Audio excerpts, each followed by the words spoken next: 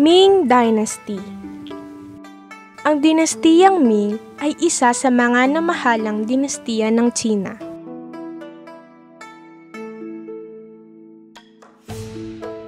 Noong kilala bilang ang imperyo ng dakilang Ming ng 276 na taon, simula 1368 hanggang 1644 na sumunod sa pagbagsak ng Mongol na pinamunuan na dinastiyang Yuan.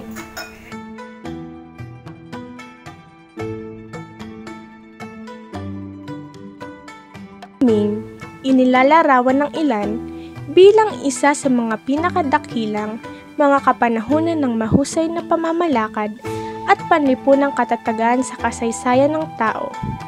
Ay ang huling imperyal na dinastiya sa China na pinamamahalaan ng etikong Chinong Han.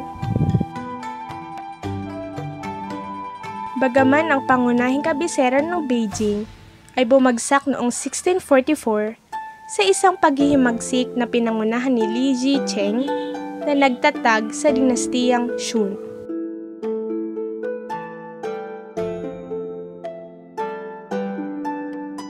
Madaling napalitan ng Manchu na pinamuno ang dinastiyang Qing ang mga pamunuang tapat sa luklukang Ming. Panlahatan na tinatawag na Katimugang Ming ay nabuhay hanggang 1683.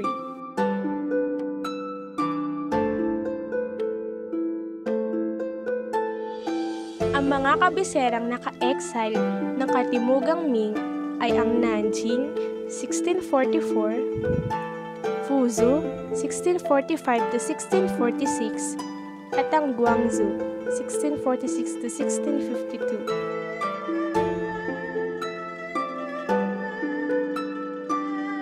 Politika. Absolute monarchy, uri ng pamahalaan ng dinastiyang Ming. Emperador Hongwu. Si Emperador Hongwu ay ang unang emperador at nagtatag ng dinastiyang Ming. Grand Secretariat. Ang Grand Secretariat ay ang pinakamataas na institusyon sa dinastiyang Ming. Lipunan at kultura. Vernacular novel. Ang vernacular novel ay ang pinakaimportanteng kontribusyon ng dinastiyang Ming sa larangan ng panitikan o literatura. Pwedeng ipamana ng ama ang kanyang propesyon o trabaho sa kanyang mga anak.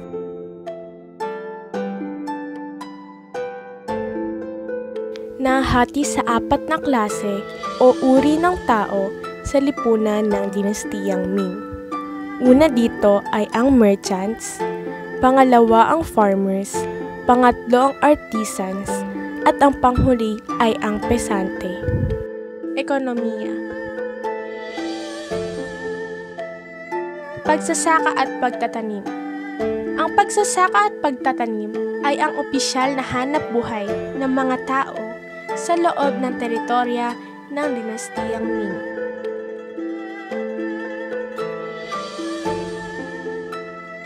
Paggamit ng crop rotation system. Ang crop rotation system ay ang pagpapalit-palit ng mga tanim na halaman sa iba't ibang bahagi ng lupaing taniman sa loob ng isang cropping season. Mas umusbong ang industrial manufacturing, partikular ang iron manufacturing. Nakipagkalakalan din sila sa iba't ibang lugar.